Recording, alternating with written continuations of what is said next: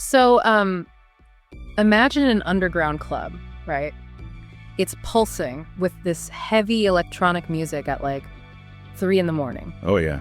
And then imagine stepping out of that club, you walk down the street, and suddenly you're standing in the shadow of a 3,000-year-old Hittite artifact.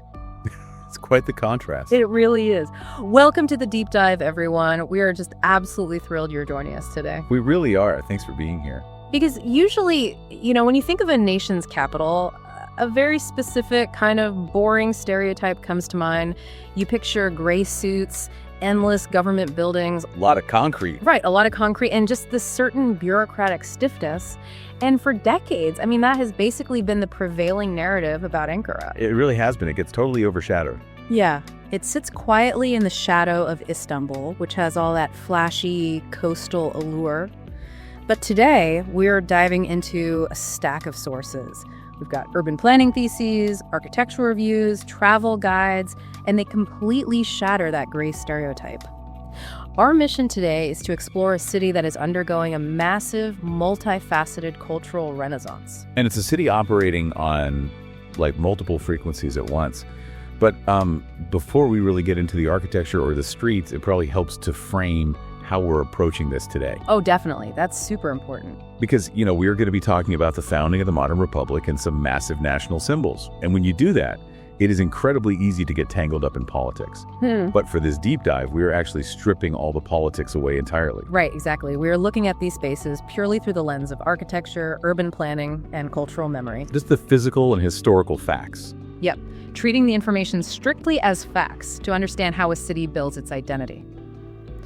So, looking at it through that very specific lens, what is the actual catalyst pulling Ankara out of Istanbul's shadow right now?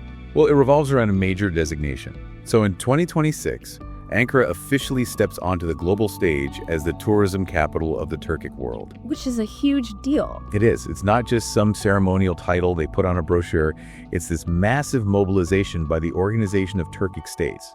Because before this, the title was held by, cities in Uzbekistan and Kazakhstan? Right, places like Kokand in Uzbekistan or Turkestan in Kazakhstan.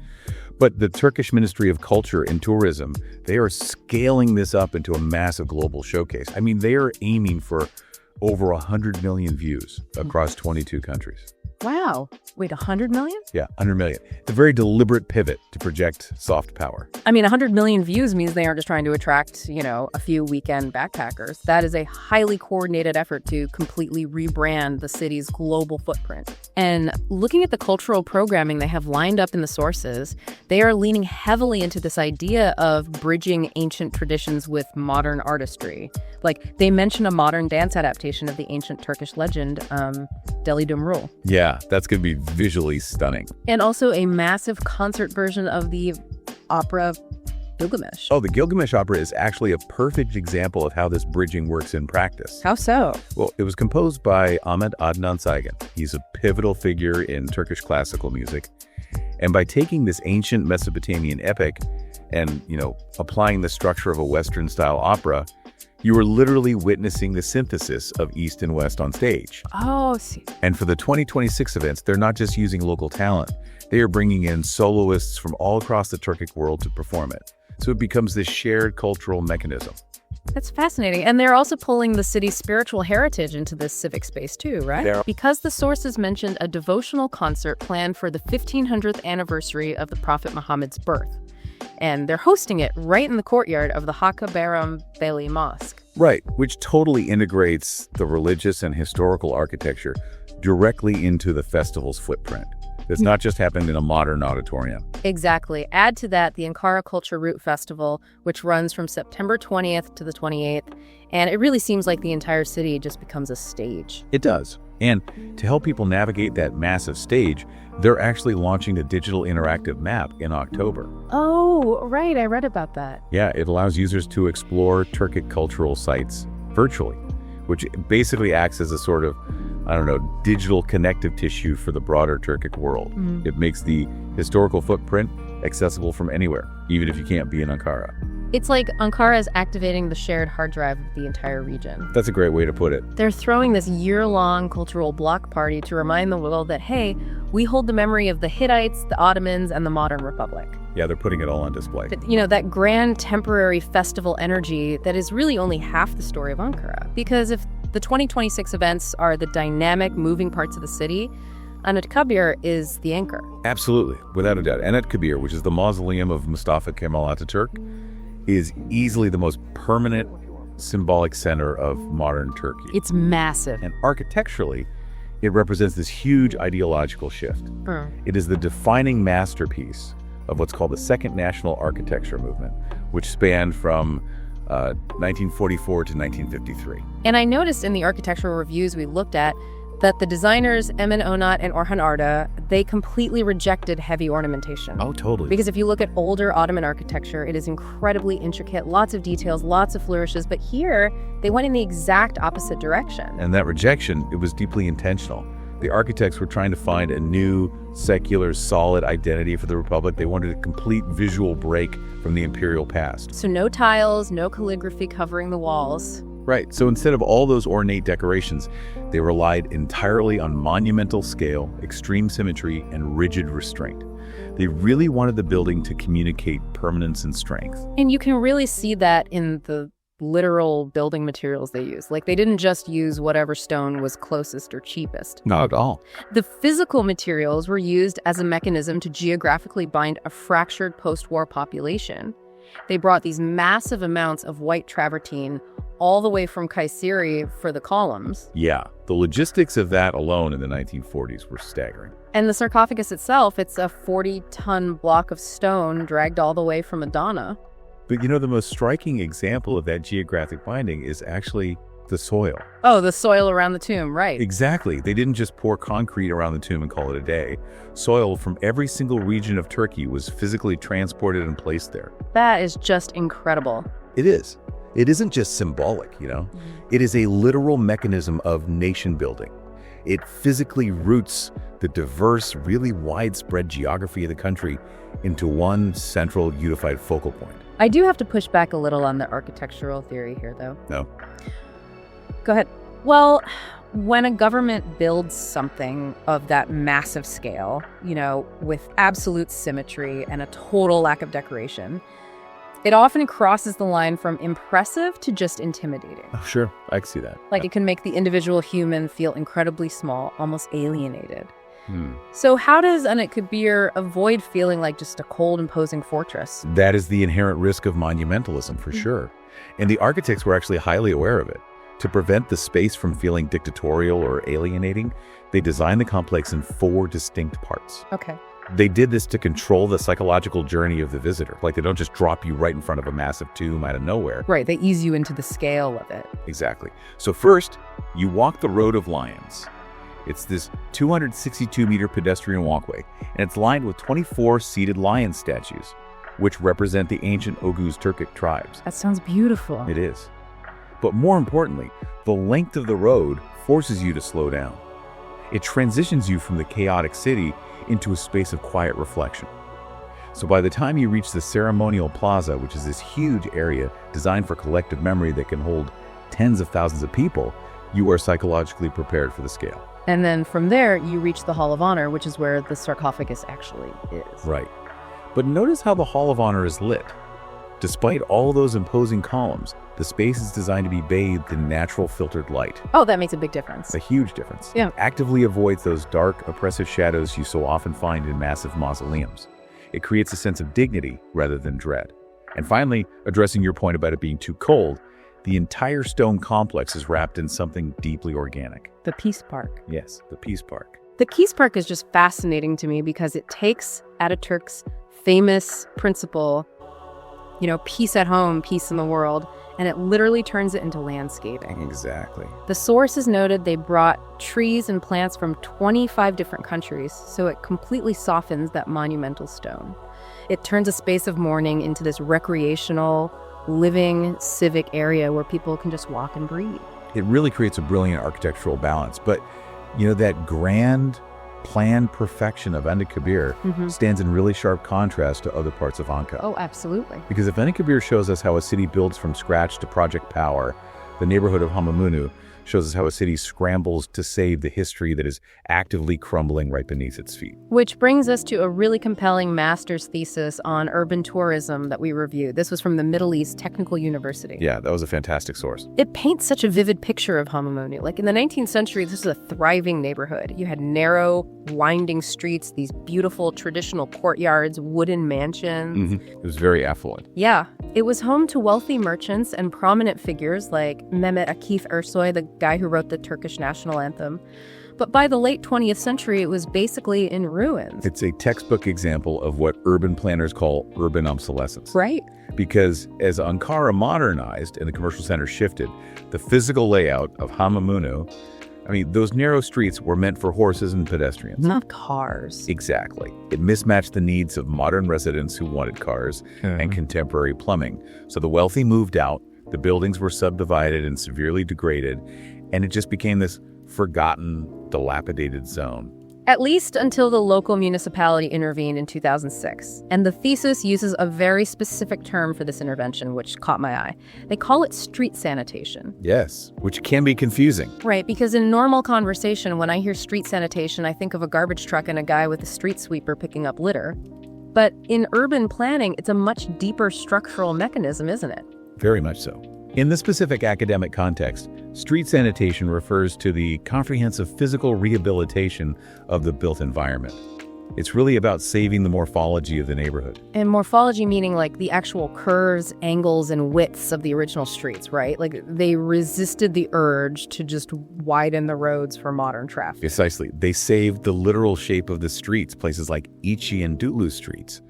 They repaired the facades of the old houses, fixed the collapsing roofs, restored the original cobblestones. Wow. Yeah, they poured massive resources into saving proprietary structures too, like the 19th century Benim Lazad and Kabakşehir mansions, just painstakingly returning their exterior skin to its original aesthetic. But this introduces a really heavy urban planning paradox. The tourist historic city model. Yes. Yeah. The thesis calls it the tourist historic city model, and I found this concept so fascinating because to save the neighborhood physically, they had to change its function entirely. It's almost urban taxidermy. Oh, that is a great way to put it.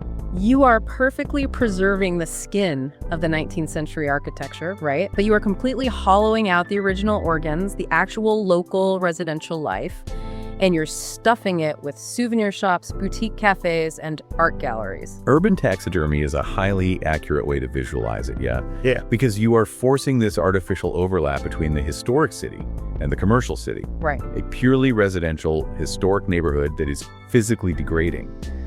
It just cannot generate the capital needed to maintain itself. So the city has to introduce new commercial functions and tourism infrastructure to save it. You save the buildings by giving them a modern commercial purpose that draws people in. And, people are spending time and money there, which brings life back to the streets, especially during cultural events or Ramadan.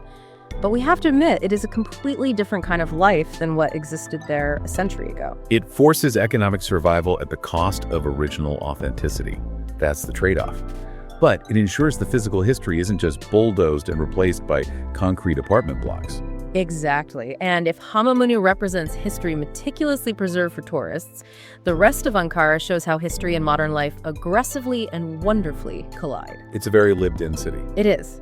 Ankara is not meant to be kept behind glass. Although, and this is funny, if you do want things behind glass, the sheer volume of museums here is staggering.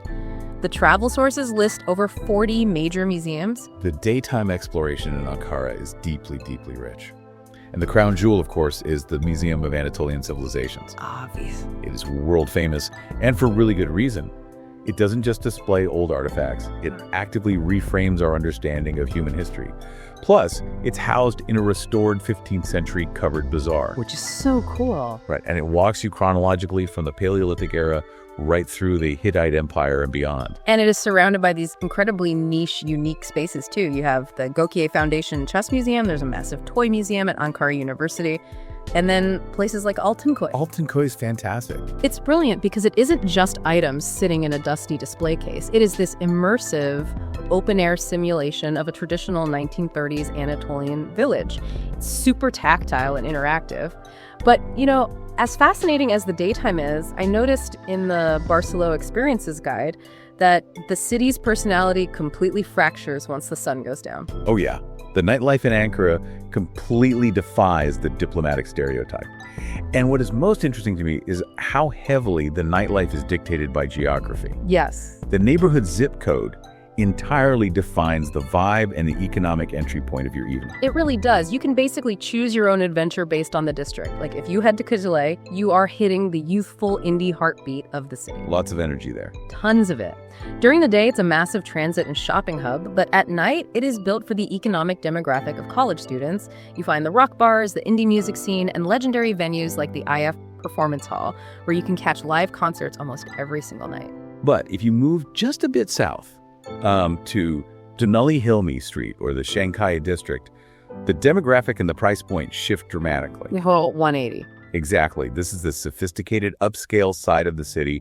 You are trading the crowded rock venues for elegant cocktail bars, exclusive clubs, and restaurants, offering these amazing panoramic rooftop views of the illuminated capital. And if you want to dial the tempo way, way down, you head to Basilivler. It feels much more intellectual and cozy there. Streets just lined with cafes where people go for long, intense conversations rather than loud parties. Yeah, a much chiller vibe. But for those who do want to dance until dawn, the sources highlight a sharp contrast between venues.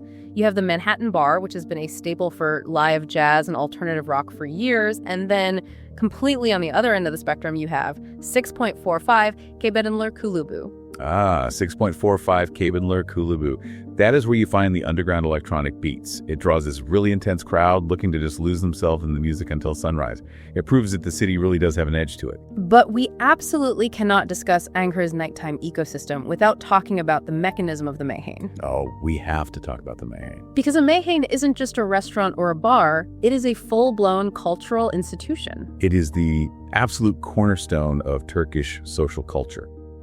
A meyhane is a traditional tavern, but its function is entirely different from, say, a Western nightclub. Places like Lavinia Meyhane, they aren't about drinking quickly or dancing loudly. They are about deliberate, slow-paced connection. You go there to sit with a group of friends, and the table just fills up with a huge variety of mezes. Those small, flavorful plates meant to be shared. Exactly. And you share a bottle of raki, which is the traditional anise-flavored spirit. The entire mechanism of the meyhane is designed to slow time down. You eat slowly, you drink slowly, and you listen to live traditional music. It's a space built for deep communal connection. It creates a really fascinating dual speed to the city. You have the rapid, pulsing energy of the electronic clubs existing simultaneously with the ancient, unhurried ritual of the raki table. Right next to each other, basically. Yeah, that diversity is the true identity of Ankara. You can start your day reflecting in the monumental silence of Anıtkabir, spend your afternoon walking the preserved morphology of Hamamunu, and then you choose between an underground jazz club or a centuries-old social ritual at night. It is a city that just fiercely holds on to its layered past while confidently sprinting into its future, which is exactly why the 2026 Tourism Capital events are going to be so compelling to watch unfold. And if we tie all of this back to the bigger picture, particularly that urban planning paradox we discussed in Hamamunu, it leaves us with a pretty profound question about how cities evolve. What do you mean? Well, when a city uses street sanitation and commercial overlap to transform a forgotten, crumbling neighborhood into a pristine tourist historic destination, what are we really experiencing? Are we saving the soul of the neighborhood? Or are we permanently replacing its authentic history with a modern, highly curated simulation of the past? Wow. That is the ultimate tension of a growing city, isn't it? The battle between preservation and gentrification, between freezing a space in time and letting it organically evolve. That's a tough balance to strike. It really is. And it is something for you to ponder the next time you find yourself walking down a perfectly restored cobblestone street or sipping coffee in a 19th century courtyard anywhere in the world. What an incredible concept to leave off on. We want to extend a huge thank you to you for joining us today on this deep dive into Ankara's dynamic, surprising identity. It's been a great discussion. We really hope this exploration has given you a whole new perspective on a city that is so much more than its stereotypes. Until next time, take care and keep exploring. Goodbye.